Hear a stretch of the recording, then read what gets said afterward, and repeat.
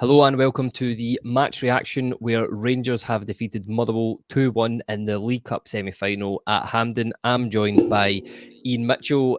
Firstly, Iain, I'll just ask you, what's your thoughts and feelings after that game? Thoroughly enjoyable. Yeah, what a performance. Just what we're used to. Very much the old cliche of tale of two halves, I think. First half was absolute non-event from our point of view. Andy Halliday scoring just seems like prime banter against us, of course. So Yeah. seems about right. Second half, but I do think we stepped up a bit. And then we'll obviously come on to it at some point. But that team that finished the game there, for me, that's our strongest 11. That has to be playing week in, week out now. There's a few names who just cannot continue anymore. But I'm sure we'll absolutely come on to that. Yeah, totally agree with you there. That seems to be the sort of the chat on the socials at the minute. Everybody crying out for that team that finished the game should be starting the game. But listen, let's go to the starting lineup. We lined up with Jack Butland in goal, Tav at right back, Suter, Balogun, Jefty, Raskin, Barron, Lawrenson at the 10, Cherny on the right, Bayrami out on the left, and Dessers up top. Maybe a bit of a loaded question with hindsight, but certainly when the team got announced, everybody around about me was just, I don't know, just so dejected again. It just felt like this is just going to be more of the same. What was your thoughts on that that lineup? Yeah, I put out a couple of hate tweets, as I think a lot of us did. Just it's so disheartening. My main tweet and the point was that it doesn't matter how bad a player plays in this team or how bad they've got on the previous game, they just carry on and it's like nothing happened. I know you can't change a full 11. I don't think anyone's wanting that, but I don't think Clement helps himself with that kind of thing. Like the fans are crying out for something different, a bit of freshness, and it doesn't have to be as radical as the whole like changing formation, changing styles kind of thing. Just two or three bigger names getting dropped, I think could have went a long way to get a few more people on side. But just from the offset, an hour before a ball's even kicked, we're all sitting moaning and complaining, and it turns out rightfully so. So yeah, uninspiring, not exactly what you want to see. And as I touched on already, I think it must be evident now that that starting 11 that he put out is not the starting 11 we should ever be putting out going forward. Yeah, again, it's really hard to disagree with anything you've said there.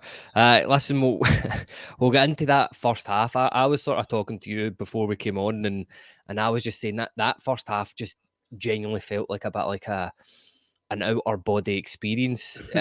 Watching it, it just did not seem there was nothing identifiable on that pitch that you could go, oh, that's a Rangers team right there. You also clarified up there that Dessers ended up missing that chance in the second half. Oh, sorry, in the first half. That I just assumed it was a corner and the ref had got it right. But on that first half, what was your thoughts on it? Why did it go so wrong? It's the same performance we've been seeing for months now. It's just these players sort of waiting about for someone to do something. This is what I always kind of feel like is happening. Tav is usually one that can try and pull us out of that hole, but he had his possibly his worst ever performance for Rangers, especially that first like 15, 20 minutes. It was Agreed. 10, 15 times he just gave the ball to Motherwell players or put it out of play kind of thing, just wasn't linking up at all. And that just sort of set the tone in a very backwards way. I mean, I think something that I was noticing was these players are obviously low in confidence. Like they have to be. They read Twitter, they see what we're all saying, they know how bad things are just now from a purely player's perspective. And I feel like two or three of them looked that way. They were scared to try and drive with the ball. It was very much, I don't want to give it away and get booed here. Let me just try and knock on to someone else. Very safe, very passive. And yeah, we had most of the ball in that first sort of half hour at least. We were trying to kind of carve things open, but as always with this team, took one chance from Motherwell, one cross into the box, and you can go through two or three of them in terms of who's at fault there, but just simply not good enough. Letting Halliday run through unmarked. The ball drops in between two of our players, and both of them just sort of, I've got to look at each other, but I think Jefty looks outwards for some bizarre reason, just sort of looks away as if Butland's going to catch it, but really not good enough. And then obviously from an attacking point of view that you touched on, Dessers' chance is the one that stands out. And it's just classic Dessers. We need a goal. We need a bit of composure, a bit of quality. He can't do it. Doesn't do it. And again, he's had a terrible game today, but he's certainly not the only one, especially that first half. Yeah, it's so weird. I was going to say I was shocked he's missed that, but I don't think you can say stuff like that at this point. But Sorry, just to even jump in. See, before that, I think it's maybe 10, 20 minutes in, he has this chance where the Motherwell player throws the ball straight to Badrami, I think it is, who then goes for the 1-2 with Dessers, and Dessers just passes it straight to their centre-back. Like, we are breaking through, very easy to create a 1v1 there, and he just passes it away. And I'm not even shocked when that happens. That split second that he has that ball, I'm thinking, you're probably going to give it away. And he does. And it's just, it goes back to this whole thing we've said for podcast after podcast. It's the same players doing the same mess and the same problems that are just continuing yet again. Yeah, it's difficult with Dessers because he is the only fit. Say what you want about him, but he's been fit, and he's there by circumstance. But listen, the other thing that I was going to ask you about that first half is: have you ever seen a team have so much possession in a half of football but never looked like? To me, just Rangers at no point seemed like they were in control of that game, which I find in the first half, which I find incredible. Give how much possession we had. I mean, what is it? Is it just the I was trying to put my finger. Is it the body language of the players? Is it just the misplaced passes as well? Like I have never seen that many misplaced. And you could even, although we'll come on to the second half and it was better, I've never seen that many misplaced passes from a Rangers team and my puff. What do you think? Why do you think we had so much possession but so little control? Does that make sense as a question? It does. No, it does, because that's the frustration you get with this team. Like, we're going to dominate the ball majority of domestic games. It's just naturally having the better footballers on paper anyway. But when those players are low in confidence, low in sort of, I don't want to say determination or like they're not trying, because I mean, footballers want to win games of football. These guys want to win trophies. They want to win. So I don't see them not trying. I think it's just a confidence issue. Like, no one has that sort of ego in them that you want from a Rangers player. I think this is something we can probably come on to, because I think Czerny started to show this in the second half, maybe Adrami as well. They have that sort of ego to say, give me the ball. I know who I'm up against here. I'm better than them. It goes for every level. I mean, if you're playing fives at our level kind of thing and your touch isn't there, you're not scoring goals, you start to kind of think, oh, I'm getting a bit downbeat here. Footballers are the exact same. You know, they've had a tough run. They're maybe not feeling the love from the fans, understandably. And it just seems to be portraying itself onto the pitch a little bit, certainly for two or three of them. And I think when that is the case for more than one member of your team, you're kind of needing someone else to step up and make that brave pass, take that shot on. Because the only shot I can remember really, other than Dessers, one where he's through and puts it wide, is Barron's from like 20, 30 yards. The keeper makes a decent save too. But that's the only time we're really testing the goalie. Like, just have a shot now and again. There was one or two where Vaskin was breaking through, could have shot, chose not to. Czerny had a couple of weaker shots, but just a bit more quality, which I think comes from a bit more confidence, and we could have seen a much more comfortable 90 minutes than that first half anyway. Listen, I totally agree with you. It's that mentality thing. It's when somebody let's not sugarcoat it. Tav had an absolute stinker today. I'm sure we'll come on to the substitutes in 67 minutes, but like he was absolutely honking today, and it all started from him. He is the captain. I think especially a lot of younger players do look up to him, and it just kind of spread. Some of the players went into hiding for me in that first half, and that is a thing that Rangers players should never, ever, ever do. Half time came and went. That was one of the most toxic atmospheres. It was I won't say that. It was right on the cusp of toxicity. That in Hampden, the boos were loud. Everybody was irate, I think would be the polite word. There was a lot of anger directed at that team. It was so noticeable. Motherwell shot straight up the tunnel, ran up, full of, right, okay, we're 1-0 up here, let's go and do this. And all the Rangers players, there was maybe the odd inquiry between sort of groups, but they were heads down, slow up the tunnel. And I just thought, I don't see us coming back from this, to be honest. I think Motherwell are going to shut up shop here, and to be grateful, maybe that played into our hands a wee bit. But the first sort of major action in the second half, around 40 minutes, it is a really good goal. Somebody I certainly think will come on to talk, and that's Václav Czerny. It was a really, really good ball to Barrett. Arguably one of the first moments of real quality, other than Andy Halliday's shot. Good goal, that, by the way. It was a good goal. It was. That's a good finish, but a really good ball from Czerny through to Barron. And this here for me is where Dessers is at his best, when he's just kind of, he doesn't have to think about it. Exactly that. Yep. That's it. And he scored this was a really important goal because it changed the mood at Hampden at that point, Iain. Yeah, no, what the difference was there for me was two main things really. It's Czerny having the bravery to play a brave pass, because there's an easy square ball on, he can go backwards, he can Yep. go back out wide, but he thinks, so there's a run, let me play it. But more importantly, there is a run.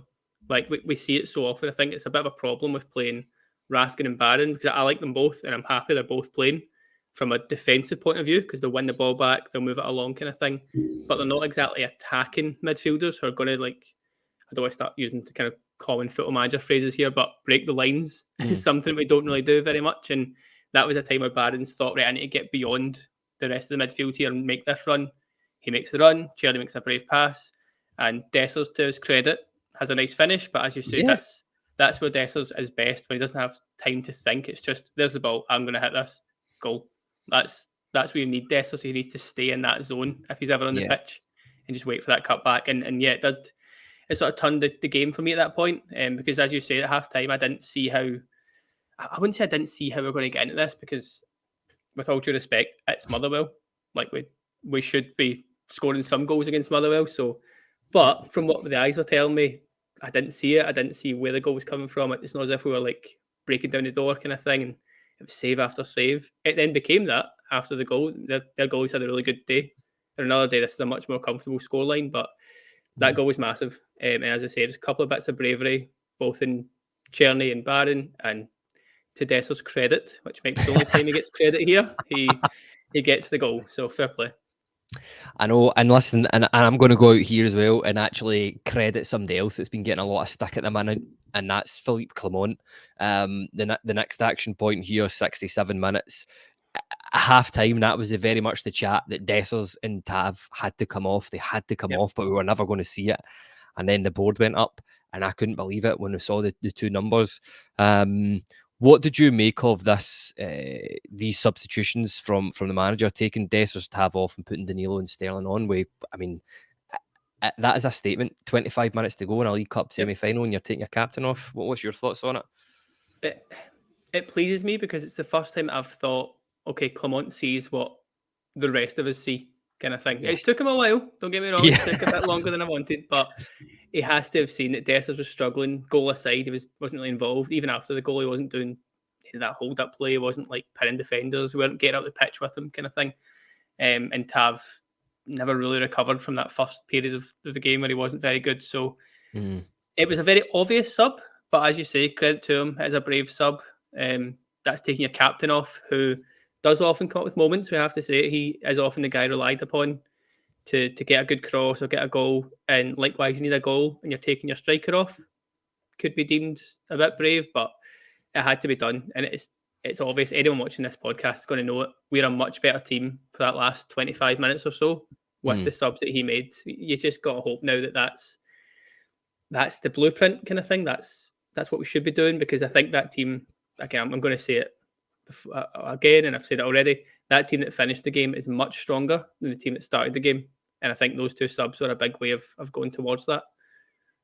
Yeah, it's keeping Danilo fit. Because that's the thing I think a lot of people often forget is, before, when Clement initially came in, those first few games before Danilo got that really, really bad head injury away at St Johnstone, he was our first choice striker under Clement, and I still feel like that's the case, which is mental given that he's been out for so long.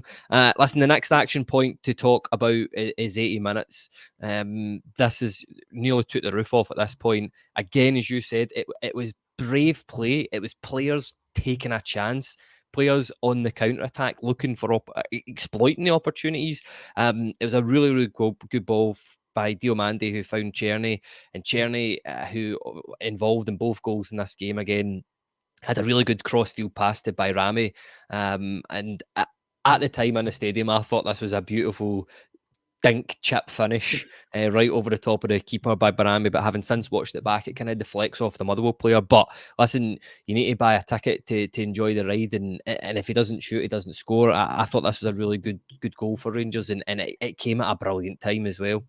Yeah, spot on. It's just starting to get to that kind of nervous time where if we concede here, we're in trouble kind of thing.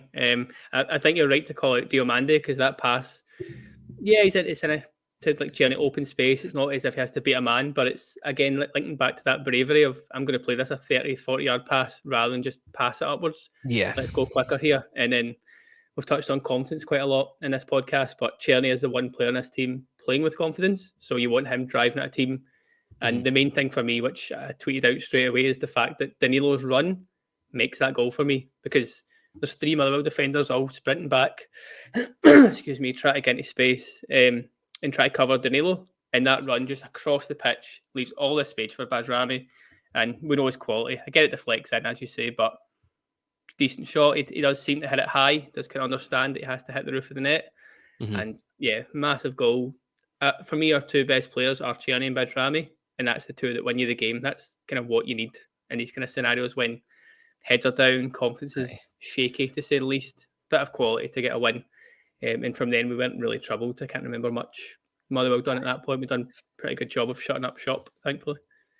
No, listen, I agree with you there. I think our game management towards the end of that game was actually not too bad. Diomande especially, you could see him pointing to Jeffy, like, don't take any risks, just get the ball back and clapping and moving it in there. I'd always do like that, Diomande, when he's trying to encourage people and I don't know, just at least look like he's bothered about. It's that kind of thing that we've spoke about quite a lot, about the whole leadership and captain side of it, and we've said a million times who was captain here and there, but he was captain at Northland for a good few months there at least, so you can see why in those moments it is a case of telling people to calm down, making sure everyone's composed, like that leader in the middle of the park, which a few other guys don't have the qualities to do. So yeah, that was very vital for me, especially when you think Balogun's gone off at this point, so you're kind of looking around for who else could be, just keeping a lid on things.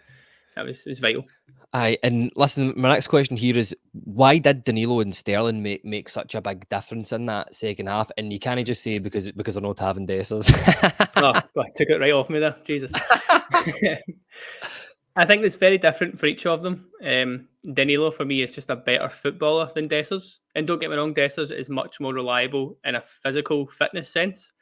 And finishing-wise, I don't think there's too much in it, but Danilo is a very clever striker. I talked about the run there, but he knows when to hold it up. He knows when to link it through. There's a couple of moments where he was playing very close to Tierney and just little 1-2s that made a space. Again, a Motherwell goalie makes a great save to stop Tierney for one of them. And from Sterling, he is just raw physicality. Like he's a beast of a guy. So I think the best examples when Motherwell are breaking and Sterling runs from our box like 50 yards, knocks the guy off balance, takes the ball and moves on. Like Tav can't do that anymore. We know that.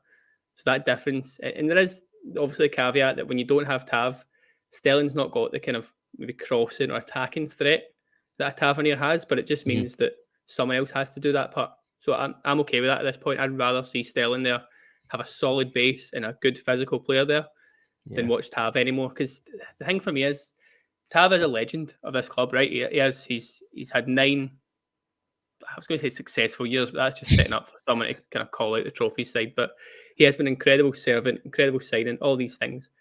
It's starting to tarnish that a little bit with these kind of performances in this season so far. Like, it is brutal, but I feel bad for him today. Just, he shouldn't be hung out to dry like that. He shouldn't be starting games like this, back to back to back kind of thing.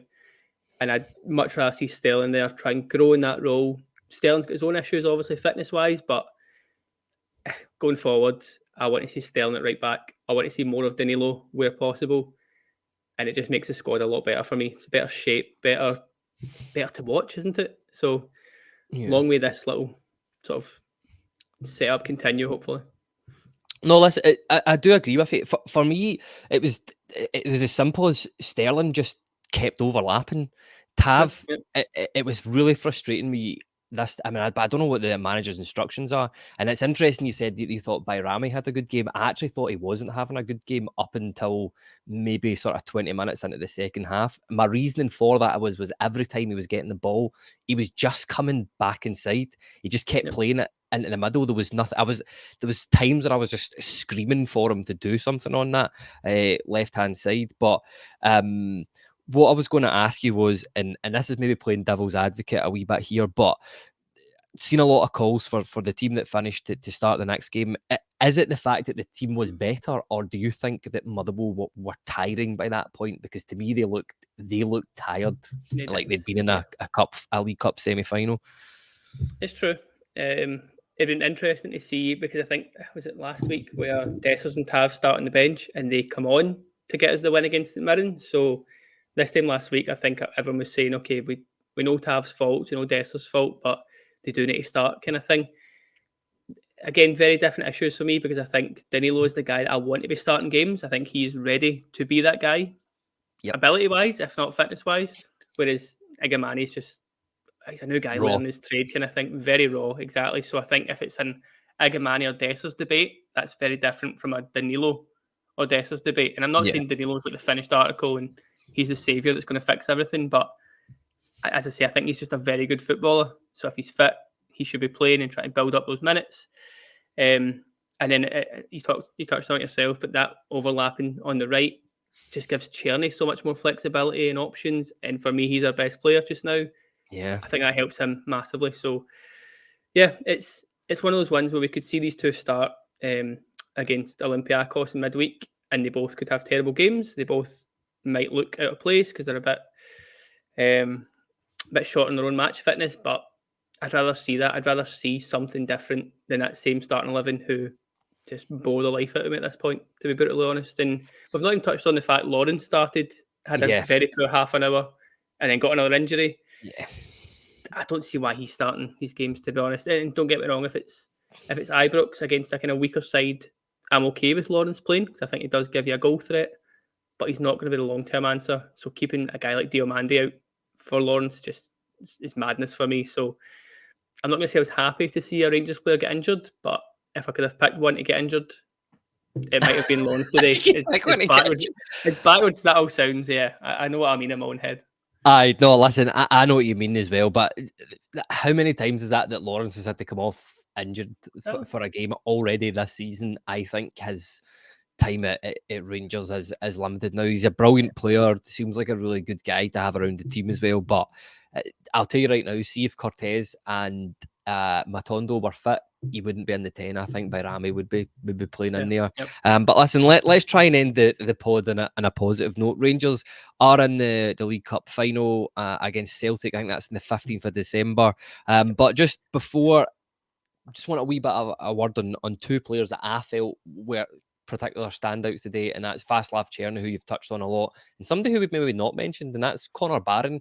I thought even in that first half, despite Rangers being pretty terrible, he was the one that was kept going, and he played a really, really important part in that first goal. What was your thoughts on Václav Czerny and Connor Barron?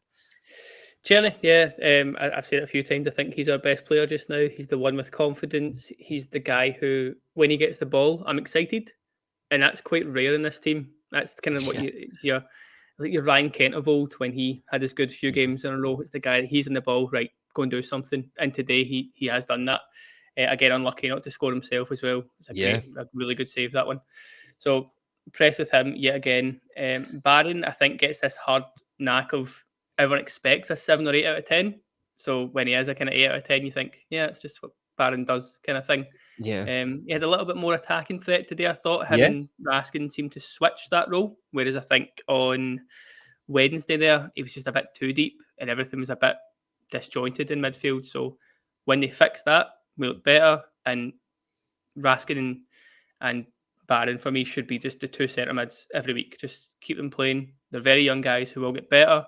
That's kind of what I'm honing in on here. A youthful, energetic team, and those two, I think, can help towards that. So yeah, impressed with those.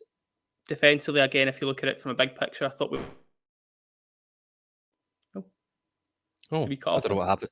Don't know what happened there, but oh well. We're still recording, so we're still going. But yeah, no, listen, I totally agree with you there on Connor Barron. I think he was playing a wee bit more of an attacking role today, and I thought he actually did pretty well in it.